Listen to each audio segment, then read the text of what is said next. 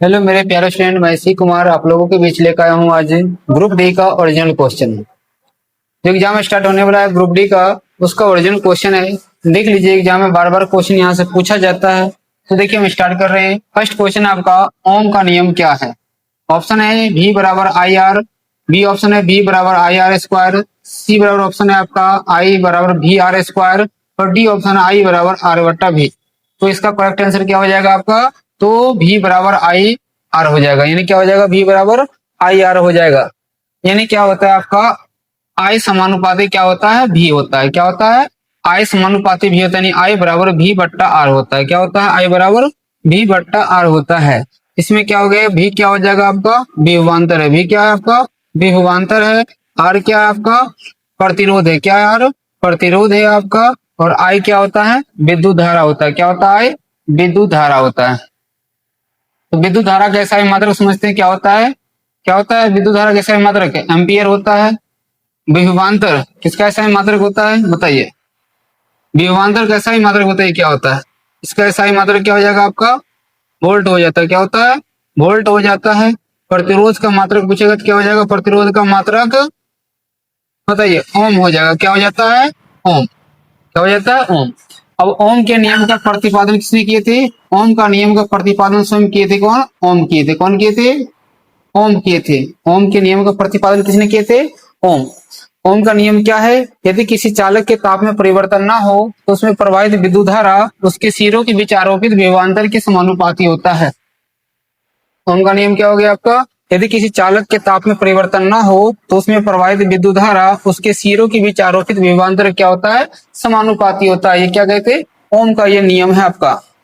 आप लोग कमेंट में बताइए ओम का पूरा नाम क्या है? क्या है? कमेंट में बताना ओम का पूरा नाम क्या है। और देख लेते हैं ओम के नियम में पूछा किसका मान अचर रहता है। ओम के नियम में किसका मान अचर रहता है? तो ताप का मान क्या होता है? अचर रहता है।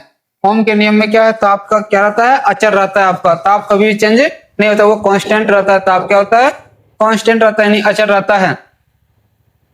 अगर आपको पूछेगा कि ओम के नियम में ग्राफ कैसा प्राप्त होता है, तो ग्राफ आपका प्राप्त होता है सरल रेखा। कैसा प्राप्त होता है ग्राफ?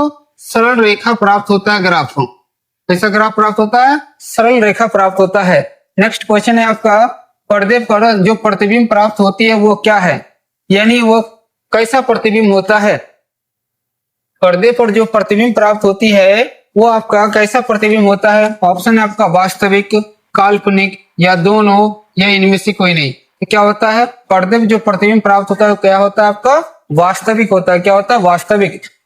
क्या होता है आपका? वास्तविक प्रतिबिंब होता है। तो वास्तविक प्रतिबिंब में कौन सा दर्पण बनता है? वास्तविक प्रतिबिंब बता सकते हैं? यानी कौन सा दर्पण में वास्तविक प्रतिबिंब बनता है वो आपका दर्पण कौन सा हो जाएगा? अवतल दर्पण। कौन सा दर्पण बनता है? अवतल दर्पण में बनता है कौन सा? वास्तविक प्रतिबिंब। कभी कभी देखिए अवतल दर्पण का उपयोग पूछ लेता है। क्या पूछेगा आपको? अवतल दर्पण का उपयोग कहाँ कहाँ करते हैं? तो हजामती में करते हैं। हजामती मतलब दाढ़ी बनाने में। दाढ़ी बनाने में किसका उपयोग करते हैं? हम लोग अवतल दर्पण का उपयोग करते हैं। इसके बाद और क्या करते हैं? तो रोगियों की नाक कान गला के जांच में, रोगियों की नाक कान गला के जांच में, रोगियों की नाक कान गला के जांच में किसका उपयोग करते हैं हम लोग? अवतल दर्पण का उपयोग करते हैं। और कहाँ करते हैं? सौर भट्ठी में। कहाँ करते हैं? सौर भट्ठी में। कहाँ किसका उपयोग करते हैं हम लोग? आपका अवतल दर्पण का उपयोग करते हैं। किसमें? सौर भट्ठी में, रोगियों की नाक कान गला के जांच में, हजामती में, इसके बाद टॉर्च में। इस समय क्या करते हैं हम लोग? अवतल दर्पण। अवतल दर्पण का दूसरा नाम क्या बता सकते हैं? इसका दूसरा नाम क्या है? इसे अभिसारी दर्पण कहा जाता है। क्या कहा जाता है? अभिसारी दर्पण कहा जाता है। क्या कहते हैं? अभिसारी दर्पण इसको कहते हैं, अवतल दर्पण का। तो इसे बताइए, तो दर्पण सूत्र क्या होता है? दर्पण सूत्र क्या होता है? कोई बता सकते हैं? तो दर्पण सूत्र होता है 1/v प्लस 1/u बराबर 1/f। क्या होता है? 1/v प्लस 1/u बराबर 1/f। क्या होता है आपका? दर्पण सूत्र होता है। नेक्स्ट क्वेश्चन है आपका, आधुनिक आवर्त सारणी को किस आधार पर सजाया गया है? ऑप्शन है आपका परमाणु द्रव्यमान, परमाणु संख्या, संयोजकता, परमाणु आकार। तो क्या हो जाएगा इसका आंसर? परमाणु संख्या हो जाएगा। क्या हो जाएगा आंसर? परमाणु संख्या हो जाएगा। तो जो आधुनिक आवर्त सारणी यानी मॉडर्न पीरियोडिक टेबल जो है आपका, क्या? मॉडर्न पीरियोडिक टेबल जो है इसको किसने बनाया था? सबसे पहले ये इसका प्रतिपादन किसने किया था? प्रतिपादन इसका किया है मोसले। कौन किए थे? मोसले किए थे। कब किए थे? 1913 में। कब किए थे? 1913 में किए थे मोसले। इस समय मतलब पूछेगा आपसे कितने तत्व थे, तो तत्व थे आपका 118 कह सकते हैं। वर्तमान में कितने तत्व हैं? 118।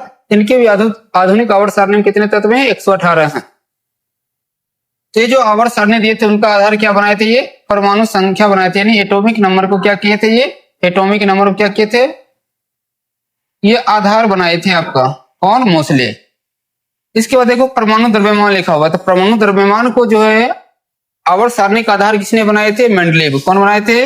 मेंडलीव जो है, मेंडलीव का आवर्त सारणी का जो आधार था क्या था आपका? परमाणु द्रव्यमान था। क्या था? परमाणु द्रव्यमान था। फिर पूछेगा आपका तिर्यक नियम किसने दिया?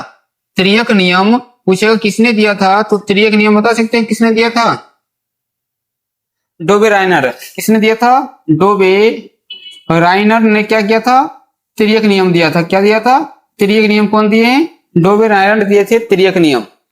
जैसे मान लीजिए लिथियम, सोडियम और पोटेशियम में कौन सा नियम लागू होता है आपका? तिर्यक नियम लागू होता है। कौन सा नियम लागू होता है? तिर्यक नियम। फिर एक क्वेश्चन पूछ देता है अष्टक नियम किसने दिया था? क्या पूछेगा? अष्टक नियम किसने दिया था, बता सकते हैं? तो अष्टक नियम दिया था न्यूलैंड्स। कौन दिए थे? न्यूलैंड्स दिए थे अष्टक नियम। अष्टक नियम किसने दिए थे? न्यूलैंड्स। और न्यूलैंड्स के समय कितने तत्व ज्ञात थे, बता सकते हैं आप लोग? सिर्फ 56 तत्व ज्ञात थे। कितने तत्व ज्ञात थे? 56 तत्व ज्ञात थे। और इनका मानना था कि और अन्य तत्व का आविष्कार नहीं हो सकता है। ये सिर्फ कितने तत्व थे? 56 तत्व थे। मेंडलीव के आवर्त सारणी के समय कितने तत्व थे? 63 तत्व थे। कितने तत्व थे? 63 तत्व थे। मेंडलीव के आवर्त सारणी के समय कितने तत्व थे? 63 तत्व थे। अब बताइएगा आप लोग, यानी जो है आपका वर्ग की संख्या कितनी है? आवर्त सारणी में जो आधुनिक वर्ग आवर्त सारणी उसमें वर्ग कितने हैं? तो 18 वर्ग है। कितने वर्ग हैं? 18। और आवर्त कितने हैं? तो आवर्त आपका 7 है। आवर्त कितने हैं? 7 है। और वर्ग कितने हैं आपका? 18 है। वर्ग कितने हैं? 18 हैं। और जो 18वां वर्ग है इसमें कौन सा गैस को रखा गया है? निष्क्रिय गैस को रखा है। कौन सा गैस को रखा गया है? निष्क्रिय गैस को रखा गया। नाम बता सकते हैं निष्क्रिय गैस कौन कौन सा है? तो है आपका हीलियम, और बताइए, हीलियम, नियन, आर्गन, क्रिप्टन, जेनन और रेडन। ये क्या है आपका? निष्क्रिय गैस। और इस सब की संयोजकता पूछेगा कितना होता है? वैलेंसी। तो निष्क्रिय गैस की वैलेंसी कितना होता है? 0 होता है। क्या होता है? 0 होता है। तो आवर्त सारणी से हमको लगता है कि इससे बाहर क्वेश्चन नहीं पूछ सकता है। अगला क्वेश्चन आपका विद्युत ऊर्जा का व्यावसायिक इकाई क्या है? विद्युत ऊर्जा की जो है व्यावसायिक इकाई क्या है? वाट है कि जूल है, कैलोरी है या KWH है? KWH का मतलब हो गया किलो वाट घंटा। KWH का मतलब क्या हो गया आपका? किलो वाट घंटा। क्या हो जाएगा? किलो वाट घंटा हो गया। KWH का मतलब क्या हो गया? किलो वाट घंटा है। तो आंसर क्या हो जाएगा आपका? यही हो जाएगा, KWH हो जाएगा, किलो वाट घंटा हो जाएगा। और 1 किलो वाट घंटा बराबर पूछेगा कितना जूल होता है? तो 3.6 गुने 10⁻6 जूल होता है। कितना होता है? 3.6 गुने 10⁻6 जूल क्या होता है? 1 किलोवाट घंटा बराबर होता है। या अगर दशमलव में नहीं लिखा रहेगा तो ऐसे रहेगा 36 गुने 10⁻5 जूल। क्या रहेगा? 36 गुने 10⁻5 जूल होता है। ये क्या होता है आपका? 1 किलोवाट घंटा बराबर इतना होता है।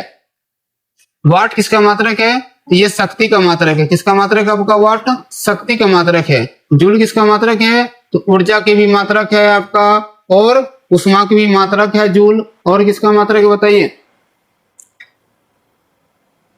अगला क्वेश्चन देखिए आपका है, इस्लाम धर्म के संस्थापक कौन थे? इस्लाम धर्म के संस्थापक कौन थे आपका? ऑप्शन है ईसा मसीह, गौतम बुद्ध, सी में महावीर स्वामी, डी में महात्मा गांधी और ई में आपका मानते हैं हजरत मोहम्मद साहब। हजरत मोहम्मद साहब को मान लेते हैं। तो कौन हो जाएगा बताइए?